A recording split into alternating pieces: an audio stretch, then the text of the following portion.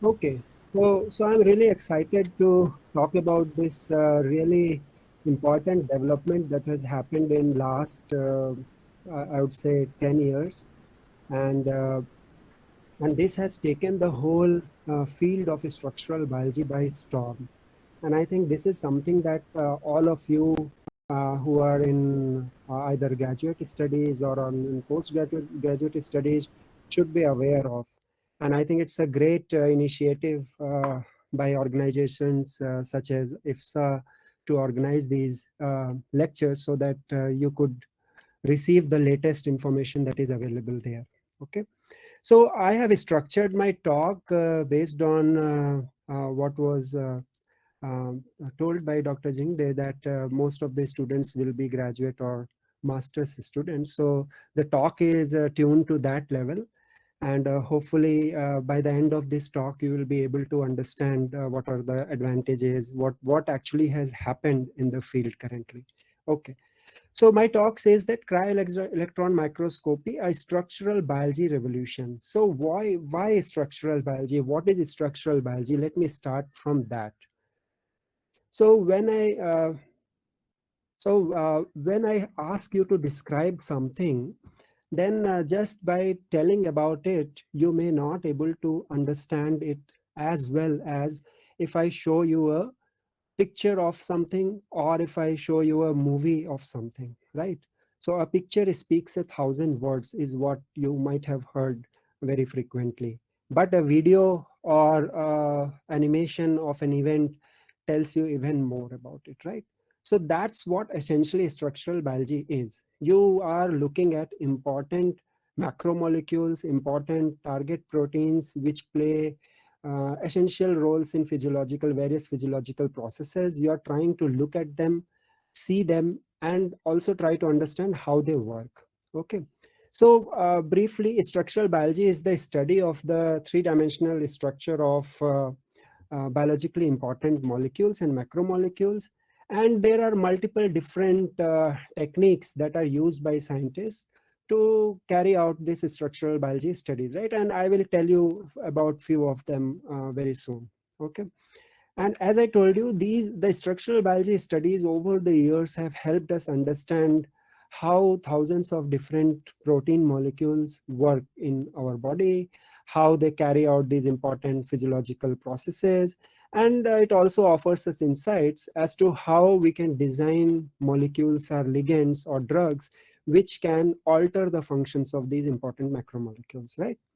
So shown here is just an example of two receptors for that we have determined in our lab. So these are like really very important brain receptors. I don't have much time to tell you about this, but if I told you about just these two receptors and did not show you these structures, you would not know how these proteins actually look like, right?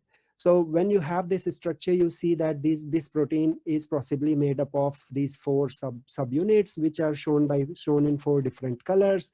And also you can see that how these subunits arrange themselves, how they are assembled together, right? So this sort of information you can get from these structures.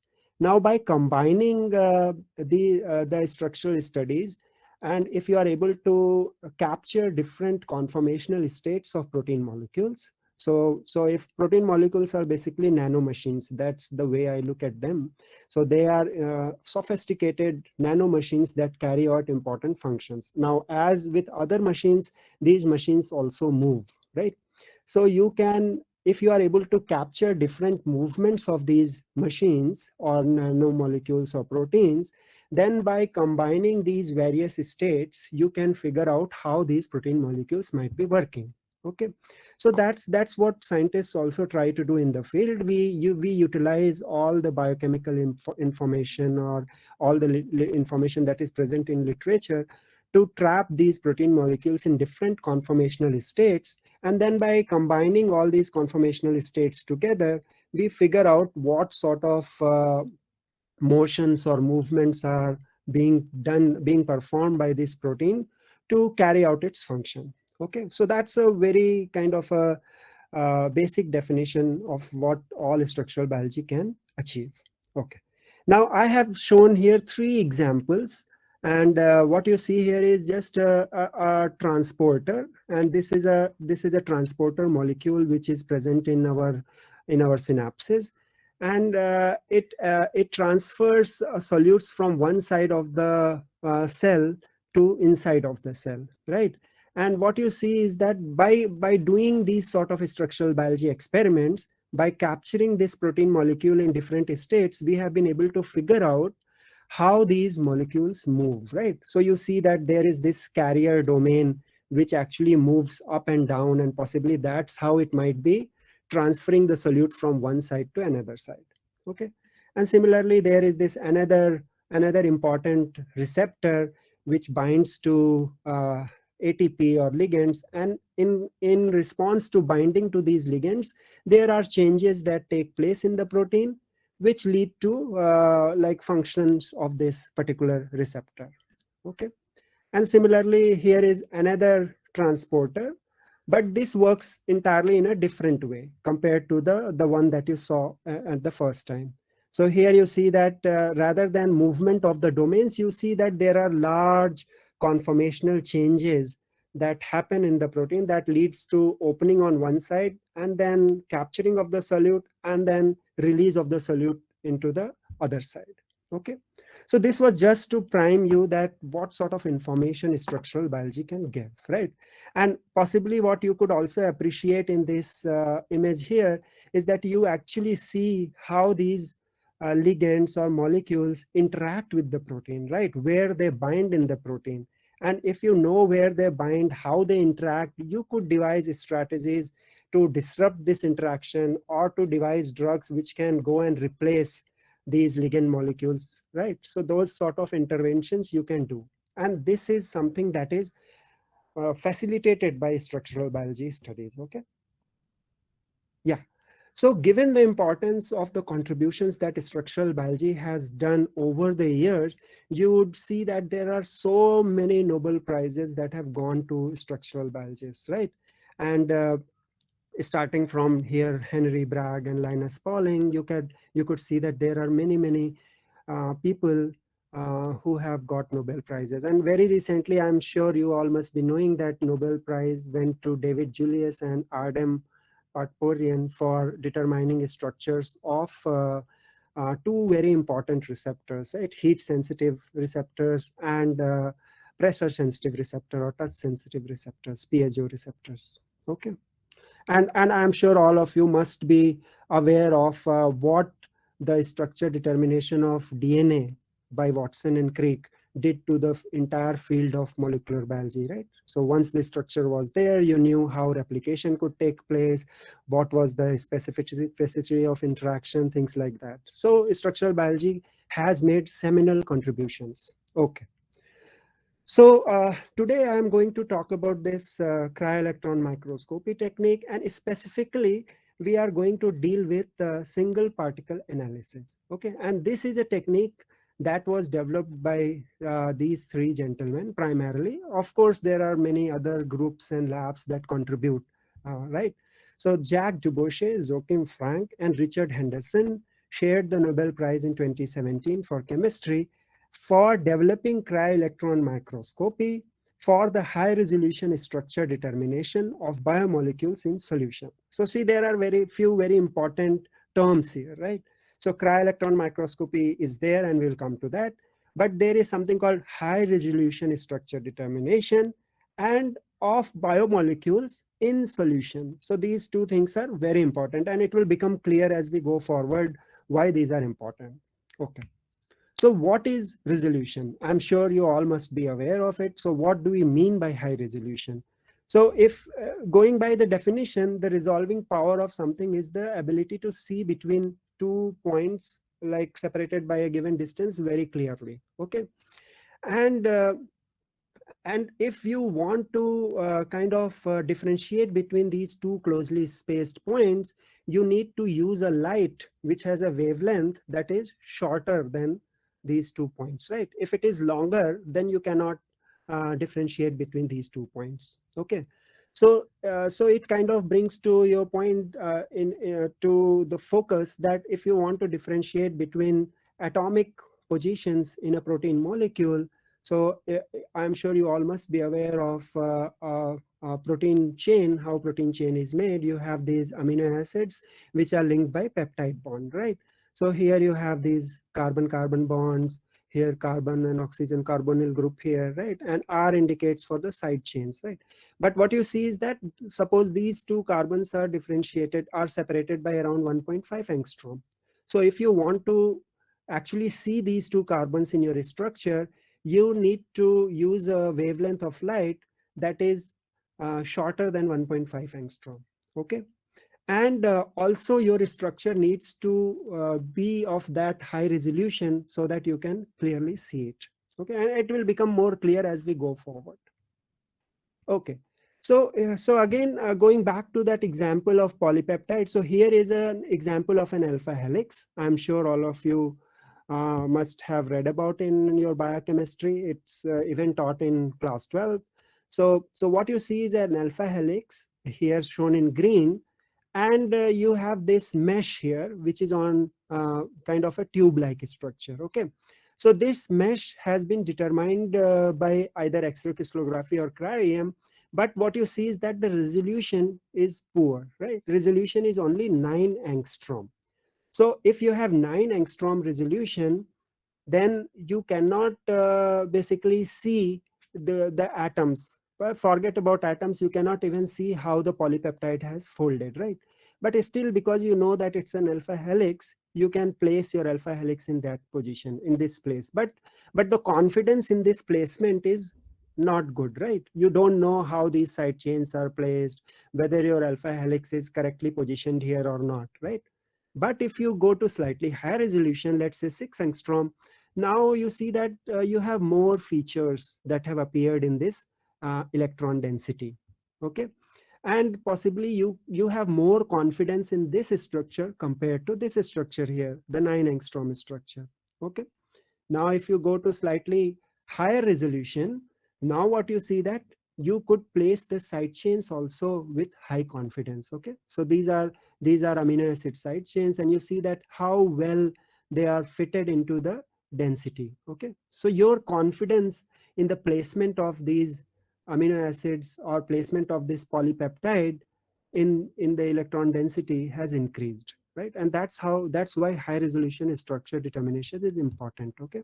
So so moving on, you could have even higher structure resolution structures. For example, here is an example that I quote from Dr. Shekhar Mandey's lab, where they were able to solve this important MTB protein structure to around 0.87 angstrom, right?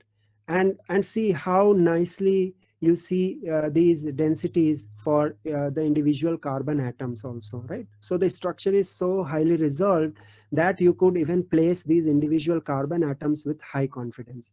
Now, this high resolution information is really needed if you want to go back and design, for example, drug molecules or ligands which goes and interacts with these residues, right? So you know how the binding site is formed with high confidence, and that high confidence is needed for drug development or for even understanding the mechanisms of actions of these proteins.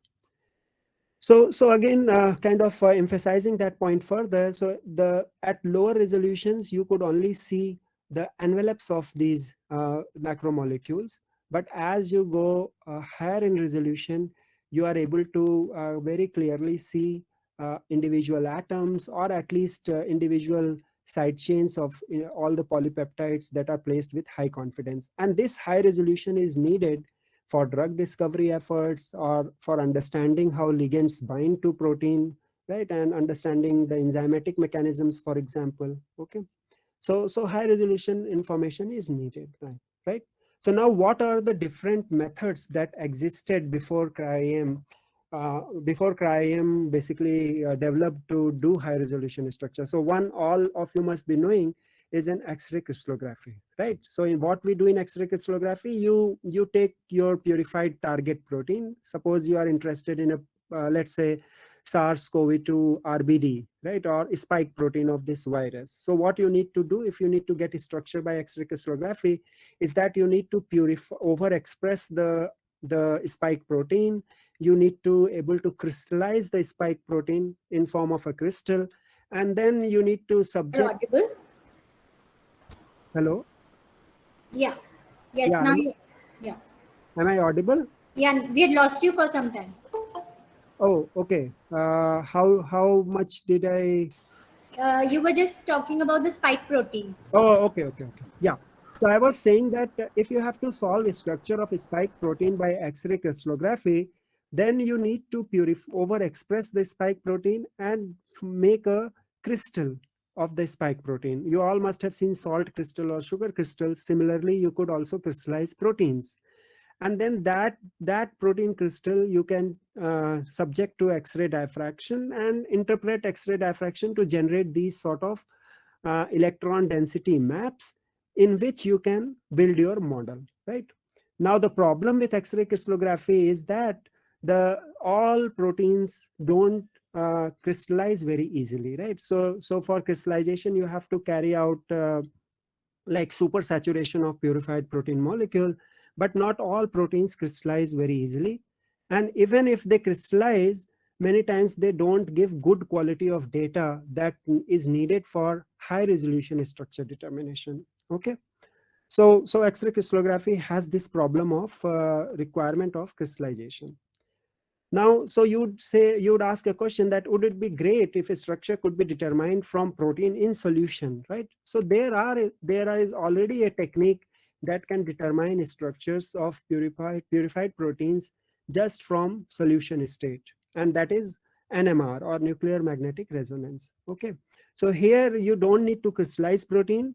You just take your purified macromolecule and subject it to a high power NMR spectrometer, and this would give you these spectroscopic peaks which you can then interpret and develop a model for your protein. Okay, but the problem with NMR is that you could do it efficiently only for proteins of a certain size. So let's say you could do it very well for a protein of molecular weight of 40 kilodalton or 50 kilodalton, but beyond that the interpretation of these spectroscopic peaks becomes a problem. Okay, so you are limited by what size of protein molecule you could choose if you are using NMR.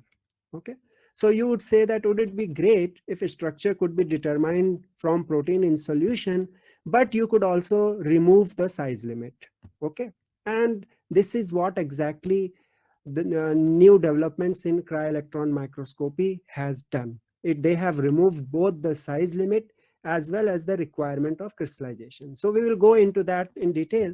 But before that, this is the story of electron microscope. You see that this is shown here is the first sketch of a transmission electron microscope by Ernest Ruska. And this is their prototype that they built around 1933. And I'm sure you all are aware that he was awarded Nobel Prize in Physics for the design of first electron microscope in 1986. Okay. And I was told that you all are also aware about light microscopy. So there are a lot of parallels you can draw between light microscopy and transmission electron microscopy. Okay, so both need a source, a light that you can use to see, right? So in light microscopy, you have light in visible range or UV range, whatever you are using. In electron microscopy, you use electron beam to see the sample. Okay, then obviously you need to have mechanisms to kind of focus the light or electron beams in this case onto a sample stage where you would keep your sample. Okay, and once the light has passed through your sample or electrons has passed through your specimen, you need to again have mechanisms to focus it onto a screen where you can see it directly, right? So for example, in the case of electron microscope, you can see it on fluorescent screen, or you could have a camera that one can use to see the specimen. Okay, so but there are some differences also. So in light microscope, the light is the source for observation, and in electron microscope you use electrons to see. Lenses, obviously glass lens for light, light can be bent by these various refractive indexes glasses, but to bend electrons you can use electromagnetic lenses, right? And similarly, you could achieve different magnifications by moving or changing the lenses in light microscope. And similarly, in electron microscope, you could change the focal length. Okay. And for observing, you could use eyepiece, camera, or a fluorescent screen. But there is one big difference here. So the biggest difference here is that in light microscope, you don't need to have a vacuum. Okay. But in electron microscope, the entire electron path from the electron gun to the camera must be under vacuum, right? And there is one important reason for that. If it is not under vacuum, these electrons will be scattered away by the air that is present inside, right? And so you would not get a focused beam there. Okay, so that's the primary reason why you need to keep it under vacuum. And this is just a example image of electron microscope, and you see that here is an electron source. You have these condenser systems that focus the electron beam onto the specimen here, and once it passes through the specimen, they are again kind of focused onto the screen or camera which is recording the images. Okay, let's move to the next. So here again you see how the electron beam travels here. Yes. So the biggest limitation of electron microscopy is that the specimens must be put in a vacuum chamber, right? And the second problem is that electrons carry a lot of energy, right? So high energy electrons can damage delicate biological samples. So that's the second problem, right? So if you needed to study do electron microscopy in earlier days, what you used to do, you used to only image fixed or dried or stained biological samples, right? Because liquid water will evaporate in the electron microscope's vacuum. Okay, and that will lead to collapse of the biomolecules. So you would only image fixed samples earlier. And so the whole field used to say that you are only imaging dead matter. You are not imaging live matter because there is no water, which is so important for the functioning of these macromolecules, right? So that was the problem. So you would ask a question, wouldn't it be great if one could image biomolecules and biological materials with liquid water around them? Okay, and this is where the contribution, yeah, okay, before that I have already mentioned this. The biggest problem with having water in electron microscopy is that if liquid water will evaporate in vacuum. Okay, however, solidified or cooled water does not evaporate. So you can basically keep the microscope at cryogenic temperatures, and if there is ice that will, or solidified water, that will not evaporate. Okay, so you could say that, okay, then I will just take my sample with water around it and I will freeze it and then image it, right? But then there is this big problem. Once you freeze water, it forms ice. Okay, and see this animation here. So you see that you have these water molecules in liquid state, which are randomly forming these hydrogen bonds. And as you see the temperature is reducing here, I hope you can see the thermometer. You see that as the temperature is going down, you see that these water molecules start to arrange themselves in these regular hexagonal lattice, right? Regular hexagonal pattern here, right? And this is nothing but formation of ice. So from this, you see that if you cool the water slowly, it forms ice, and ice again strongly diffracts electrons. So you could not use slow frozen specimens in electron microscope because you would not see anything. All the electrons will be scattered by the ice which is present there. Okay. So then how do you overcome this problem? This was uh, there was this big question at that time around 1975 to 80, that can we cool water such that it does not form ice? And I hope you saw some answer in the previous animation itself. You saw that we were cooling it slowly, right? What happens if we just cool it very rapidly, it's very fast, such that water molecules don't get enough time to arrange themselves in hexagonal lattices to form ice, right? And this is what was the contribution of Jacques Dubochet, right? He found out that if we cool water at a rapid rate, it can freeze without forming ice, right? So this is called vitrification, or Amorphous ice. So these are two terms, crystalline ice or amorphous ice. Crystalline ice, you will have these regular hexagonal lattices which will be formed by water molecules. And in amorphous ice or vitrified ice, you will see that everything is again randomly ordered, possibly as they are present in liquid water. Okay. So this is the contribution of Jacques Dubochet.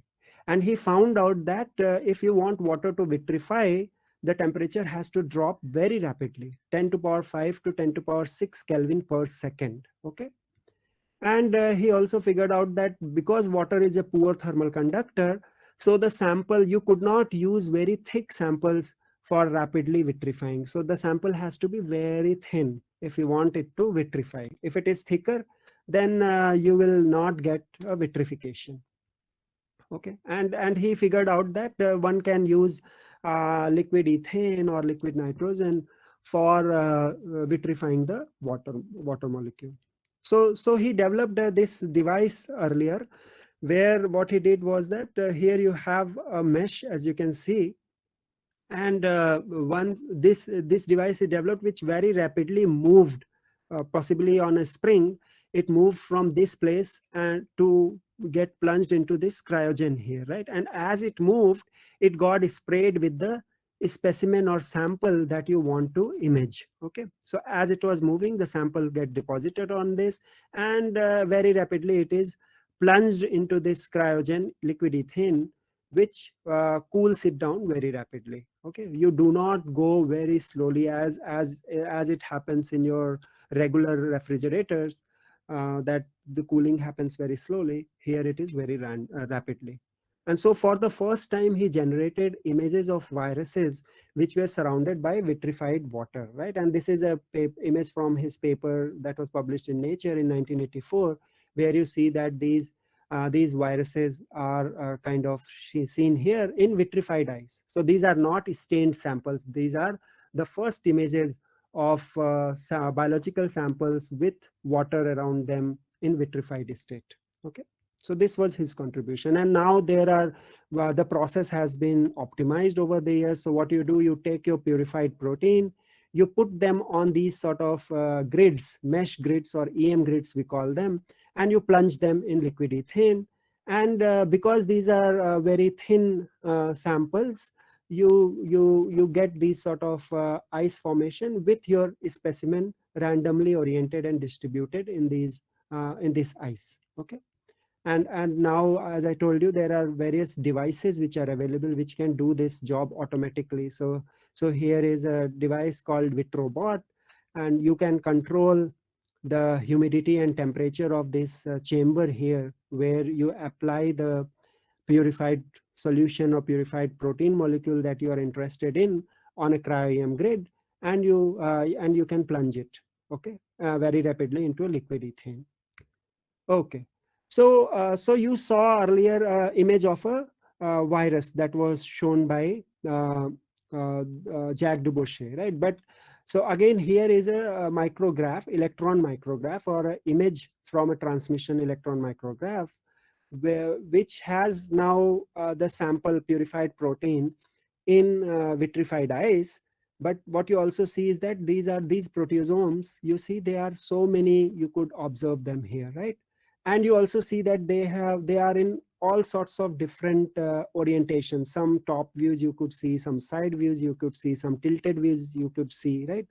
So the next question arises, and shown here is a micrograph from our lab, where you see that these receptors that we work on, you could also see them here, right? So the question that should come to your mind is, okay, now we are able to put protein molecules, get these type of micrographs in vitreous ice, so with biological water around them. But how do we get a high resolution structure out of this, right? These appears to be such low in signal, right? Signal to noise ratio is not that great here. How do you generate a high resolution structure from this? Okay. So the problem at this stage was that you have randomly oriented particles, low signal on a noisy background. So how do you process these two-dimensional EM micrographs to generate a three-dimensional structural image? Okay, that's the big question. And this is where the contribution of Joachim Frank comes in, the second person of the trio, right? He and his colleagues developed methods where you could improve upon these signal to noise of these micrographs, and also kind of generate 3D images out of this, right? So he found out that if you are able to average images of many similar particles, so see here, you could possibly see that many particles are in similar orientation. Okay, so what he proposed was that you could take these similar orientation particles together and align and merge them together, and that will increase the signal to noise ratio. Okay, so this is he wrote computer softwares for that and methods and algorithms for doing this, and they could generate these high signal to noise ratio images from that 2D images. And then by combining these 2D images, you could also generate a 3D image of the entire molecule, right? And this is what was the contribution of Joachim Frank. And it should be clear more here to you. So again, suppose this is a example of macromolecules that are randomly oriented. Once the electrons pass through them, they form these sort of images, right? And that is what you saw in the micrograph, right? Now what you can do, you can select, or by a computer software, you can select a similar oriented molecules, right? For example, here you see that they selected 1, 2, 3 together, and after merging this, you see that you have improved the signal to noise ratio. Similarly, you can do it for other orientations also, right? So the idea is to look at all sorts of random orientations and figure out the ones which are similar to each other and classify them based on their orientation. And after classification, you want to average them together, merge them together to improve the signal to noise ratio. And this is something that we call as 2D class, right? So once you pick them together, merge them, then the images that you get is called a 2D class, 2D classification. And by computationally combining these 2D classes, you could generate the 3D images, right? So you could figure out how these 2D images are related to each other in 3D space, and they can be combined to generate a 3D structure. Okay. So now you see that by 1990, Jacques Dubochet's vitrification and Frank Joachim's method for processing EM data were already there, right? But most of the structures that were solved in that period were still suffering from low resolution, right? So you would only get resolution of around 40 to 20 angstrom. Now remember, I told you before, so at this resolution, you cannot make out any features, details of these protein molecules. What you could only see is that how overall shape of these macromolecules looks like, right? And so the field used to say that cryo-EM is only good for doing blobology, right? Because these are looking like blobs. There is no detailed structural insight here, right? Which is important for understanding the functions of protein, development of drugs, things like that, which I discussed previously. So the question was that, is it possible to obtain high resolution structures of biomolecules using cryo-EM? Yes. And this is where Richard Henderson and others in the field kind of contributed. They showed that it was possible to determine high resolution structure using cryo-EM, right? And he solved the structure of GPCR, bacteriorhodopsin, long back, to around 3.5 angstrom resolution, right? Which was very good enough to place most of the side chains or amino acids of this polypeptide or this receptor. Okay. And he also showed that one can work at cryogenic temperatures, like low temperatures, cool the entire sample electron gun and the specimen stage to liquid nitrogen temperatures, and use low dose of electrons, right? Don't bombard the specimen with high electron doses. Use low dose of electrons at cryogenic temperatures. Then the radiation damage that happens due to these electrons will be minimal. And also because the sample is at cryogenic temperature, you and the liquid water is around it, you are also kind of imaging the biological biological interpretation you could make out from these images. Okay. And yeah, and greatly due to his vision, uh, the lot of advancements happened in the hardware stage. So see, the methods for vitrification and processing of micrographs was there, but the microscopes at that time were not that sophisticated, right? So to get a high resolution structure, you need very stable microscopes where you could really have a focused electron beam, right, which is not divergent, not scattering. And you need to have really good detectors which could record the signals with great fidelity, right? And let me show you one example. So earlier detectors which were used previous to 2013, 2012 in the field were all these conventional CCD detectors, right? Charged coupled devices. And basically what happens in these detectors is that the electrons that travel through the column, through the specimen and fall onto the detectors, they are first converted into light, right, by scintillators. Okay. So this electron to light conversion leads to loss of information. There is a lot of loss of information happens and scattering happens on the detectors, and that leads to loss in resolution. And besides that, these detectors are also very slow. They can record very few micrographs in a minute or so.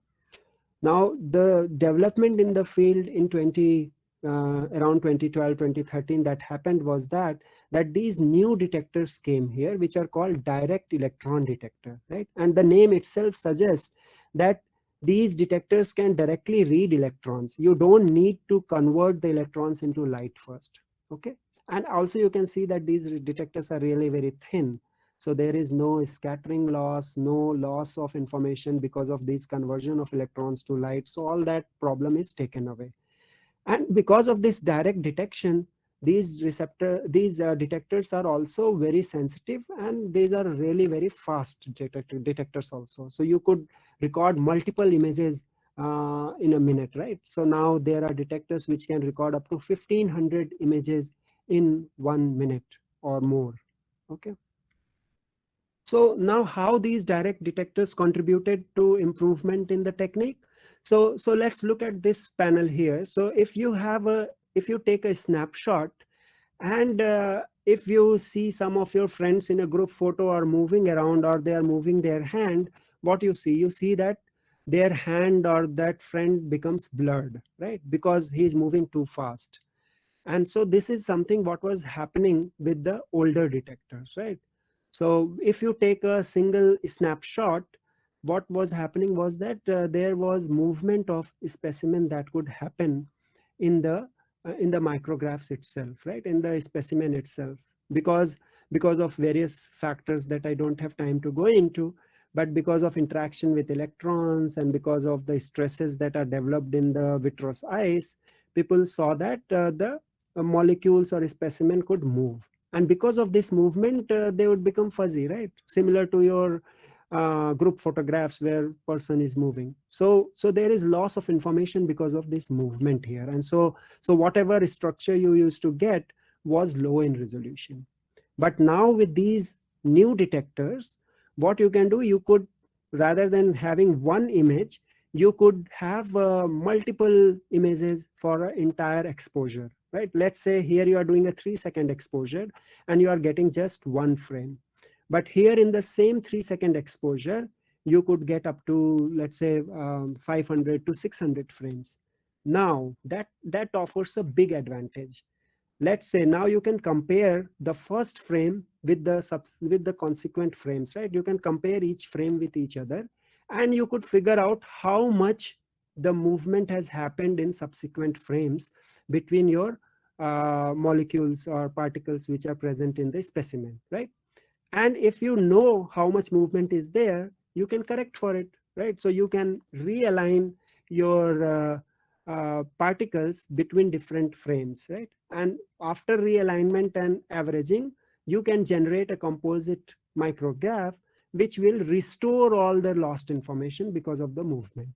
So the loss of information that was happening here is now no longer happening here. Okay. So this is something that we call as motion correction. So all the movement or motion that is happening in particles, we have accounted for it, we have corrected for it. So these two major developments that happened: first, the hardware was improved. Second, you have these direct detectors that take away this, that recognize the, or that record electrons directly without converting it to light. And third thing is that because they are so fast, you can also realign and motion correct for the movement of the particles. And so this leads to restoration of high resolution information. Okay. And it's needless to say that these advancements have made a big change in the electron microscopy community. And shown here is just a figure which is slightly old, but I will show you a slightly latest figure here. So these direct detectors became commercially available after around 2012 or something, right? And what you see is that before 2012 or 2013, all the structures that were solved were in a resolution that was lower than 4 angstrom. Lower than 4 angstrom means lesser in resolution. For example, 5, 6, 7, 8, or 20 angstrom.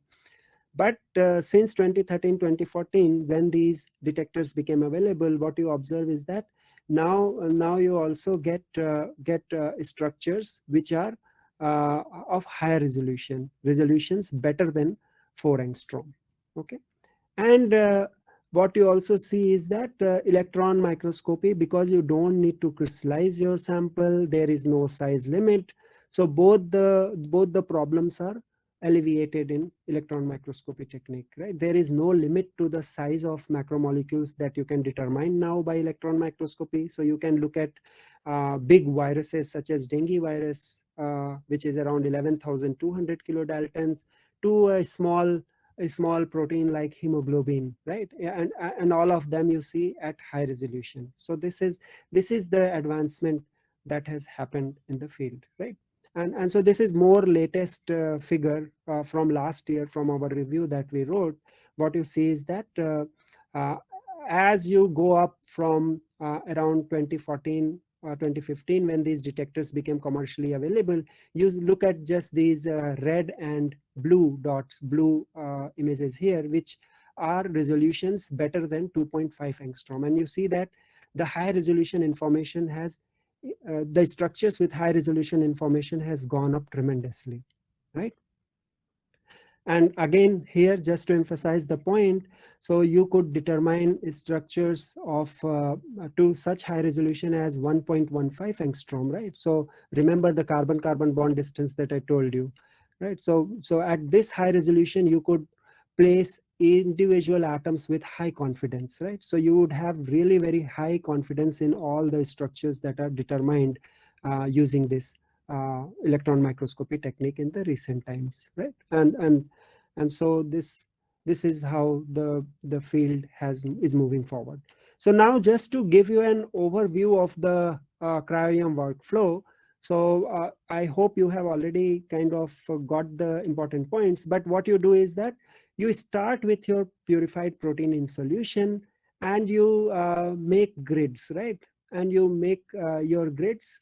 You put them on the grids. You vitrify it, put it in the electron microscope, and you collect these 2D projections or electron micrographs that I was telling you about, right? Now, from these electron micrographs, what you have to do, you have to identify these individual particles, as we call them, or protein molecules also you can say. So you pick these individual protein molecules from the entire micrograph, and you kind of align and average the ones which are similar. You classify them into these 2D classes, right? And that improves your signal to noise ratio. And then from these high signal to noise 2D classes, you could back project them to generate these 3D structures. Okay. So now I will show you how a cryo-EM grid looks like, right? And how the vitrification is there. Samples used for cryo-EM are applied to the surface of the grid blotted to create a thin layer, and then plunge frozen to immobilize the particles. At the macro level, cryo-EM grids contain a metallic mesh, typically made of copper or gold. The mesh contains an array of holes surrounded by a support material, such as amorphous carbon. These holes support the vitrified particles and are targeted for cryo-EM imaging. At the nano level, the particles are ideally dispersed throughout the hole and adopt a broad distribution of orientations. Okay. Yeah. So you see, this is how you saw how a cryo-EM grid looks like, and you saw that there are holes in which you want these protein molecules or particles to go and randomly orient themselves, right, in this thin ice. Okay. So again, I will now show by this animation the entire process from sample to structure determination by this brief animation. I hope you all can see it and appreciate the entire process. So here we are starting with your purified sample, right? Purified protein molecules in tube, which are in solution, and you know that in solution the protein molecules will be undergoing Brownian movement and all that, right? So now you have to go from this state to vitrified state. So you take a small sample of this protein and put it on this cryo-EM grid, right? You already saw the animation. You put it on the grid, but now remember this should be a thin film of sample, because thicker ice does not vitrify well. Okay, so you use these devices, vitrobots, to make the specimen thin, to take away the excess liquid, right? So this is typically a filter paper blot which kind of presses against the grid to remove the excess solvent, right? And then you very rapidly plunge the grid in here a liquid ethane, right? Liquid ethane cooled by liquid nitrogen, right? So the sample will vitrify, right? The ice will not get time to form hexagonal, water will not get time to form ice, hexagonal lattice, but rather amorphous ice will be there. So you go from that stage to this thin ice where all the particles are oriented, randomly oriented.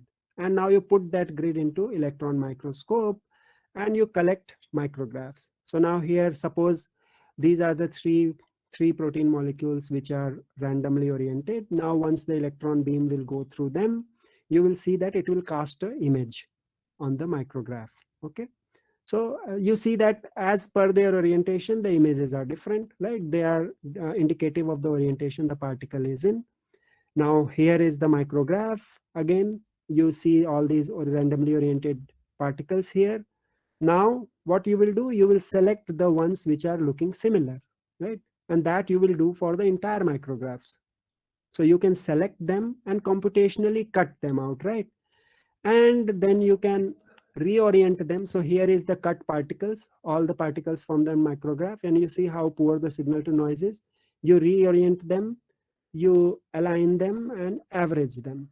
Okay, so now you see that this class, you went from that such poor signal to noise to a 2D image which is much higher in the signal to noise. And same thing you could do for all sorts of orientations that are present there in the specimen.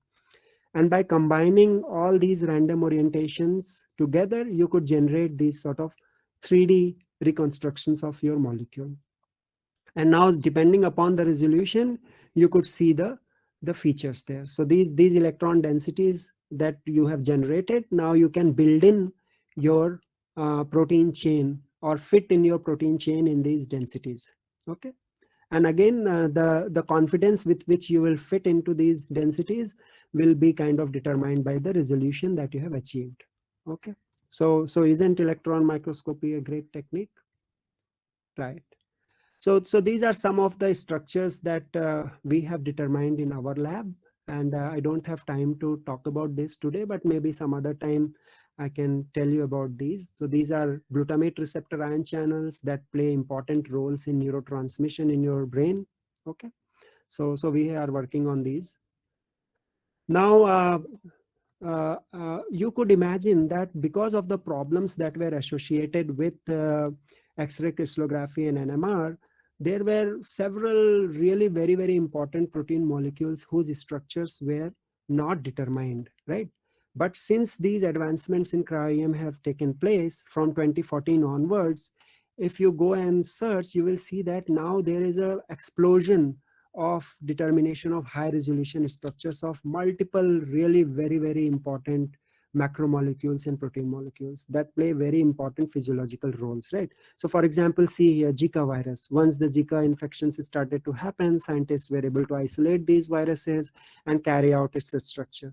Similarly, there are several other receptors and important physiological proteins whose structures were determined, right? And again, I don't have time to go into each of these, but here is a dengue virus structure, some other virus structures. Similarly, several other important transmembrane receptors or anthrax toxin structures at high resolution. So once you have these high resolution structures, you basically understand how these molecules work, right? I have already told you that in the introduction, that how you could figure out the mechanisms by which these macromolecules work, right? So again, shown here is the structure of yeast proteasome. Again, remember, these are really large multi-protein macromolecular complexes, which are very difficult to crystallize. And also these you cannot solve by NMR. So cryo-EM came to rescue. Okay. So similarly, there are multiple examples that we can look at. But in brief, now what you see is that how the electron microscopy has evolved over the years to go from imaging dead matter and doing blobology, where you could not see any features in the protein, to a current state where you could very accurately resolve position of individual atoms also in your structures, right? So the cryo-EM has come a long way, and that's where the contributions of all these three gentlemen, Jacques Debouchet, Joachim Frank, Richard Henderson, and of course there are multiple other labs and groups who all have contributed to the development of this technique in multiple different ways, right? So now the cryo-EM is a most preferred technique in the field. Everybody who was doing X-ray crystallography or NMR for most of their projects have kind of shifted to using cryo-electron microscopy because of these the advantages that this technique holds. Okay. So I think I have 5 minutes more. Yes, sir, you can go ahead, please. Okay, sure. So Dr. Jingde also asked me to kind of introduce you all to another important technique, cryo-electron microscopy technique, called cryo-electron tomography, right? And I just want to take couple of minutes to tell you the importance of that. So now the technique that we discussed until now, for this what you are doing, you were purifying your receptor or your target protein, right? You were purifying it, taking it out of the cell, and then doing the imaging, right? You are getting high resolution structure. It's really important, right? It tells you the mechanisms of actions of the protein. But what it does not tell you is how the protein works in cellular context, right? Are the conformations that you are seeing in this purified protein, are they similar in situ also, inside the cell also, right? And does it form bigger assemblies inside the cell? How does it interact with other components which may be in close vicinity to this protein inside the cell, right? So this information is something that is missing in the single particle analysis that we discussed until now, right? The method of high resolution structure determination that we discussed until now. So you could ask question that it will be really wonderful if you could image these proteins again inside the cell in vivo. Is there a technique that can do it, right? Yes. So this is where cryotomography, or as we call it as cryotomo in brief, comes in handy, right? So it can generate high resolution structures. By high resolution, it does not achieve similar resolution as you could get by single particle analysis, but at least you could get a high enough information, high resolution enough information to see how individual proteins are present and how they interact in cellular or in situ. Okay. So again, I will show you a brief animation to show you how cryotem works, how cryotomography works. Okay. So shown. Okay. Oh, yeah. Okay. I think it's working or not.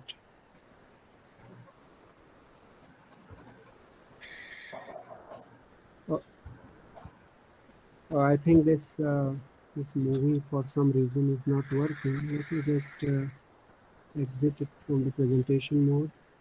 Yeah. Okay. We probably have to keep it in that other mode. Yeah. Yeah. Okay. Anyway. Yeah. I hope you can see it. Yeah. So shown here are the some cells. So it will briefly tell you the technique of cryo-electron tomography. Okay. So again, this has to be done in vitrified state with liquid water around it. So you take these cells, you freeze them on these cryo-EM grids. Okay, and you directly take them inside the electron microscope. And rather than imaging at different positions in the mesh, you just tilt the grid at the same position at different angles. And so this will generate your images for that particular position. So at multiple different angles. Okay. So shown here is, for example, plus 70 to minus 70 degrees. You could tilt the stage to collect the images. And again, you can back project these images to generate a 3D structure of this position. Okay. So because you have gone through the entire tilting procedure, you have the information of the entire sample thickness at this position. So now, once you have this, you could very clearly understand. Uh, you could see what all components are there inside it, and you could figure out how these components, what are the other components that are in close vicinity, things like that. But again, to be able to interpret this, you need to rely on the information that has been generated over the years by other techniques, by cryo-electron microscopy, single particle analysis, or by the structures generated by X-ray crystallography. So they all come in handy to identify these various entities or molecules inside the cell and to kind of place them inside the cell. Okay. So cryo-electron tomography is important because it gives you an insight about the functioning of the protein in situ or in vivo context, which is missing completely in the purified complex structures, right? And also there are many important protein complexes which one cannot purify. So they are either are very unstable, or they fall apart once you take them out of the cellular environment. So there is no other option to study them but to study them in cellular context, in cellular in vivo, and that is where cryotomography comes in handy. Okay. So we discussed these two techniques here today. Single particle analysis that really helps in studying high resolution structures of large macromolecules, but basically there is no limit to the molecular size that you can determine, the structures that you can determine here. But the structures are of isolated proteins. These are purified protein molecules, right? But cryotomography, you can look at the structures in situ, right? You could figure out the spatial distribution and the various different complexes, interactions between various components inside the cellular environment, inside the native cellular context. Okay. So both these techniques are really very important to give a complete picture of how these sophisticated macromolecules or proteins carry out their physiological functions. Okay. So that's all I have today. I think I took exactly 55 minutes, and now I'd be happy to discuss this with all of you, take questions. But even if we are not able to take all the questions here, you are welcome to write to me on this, my email ID shown here. And I'll surely get back to you, maybe not exactly the same day, but I will try to get back to all your queries and try to answer them as much as possible. So thank you all, and let's have some questions.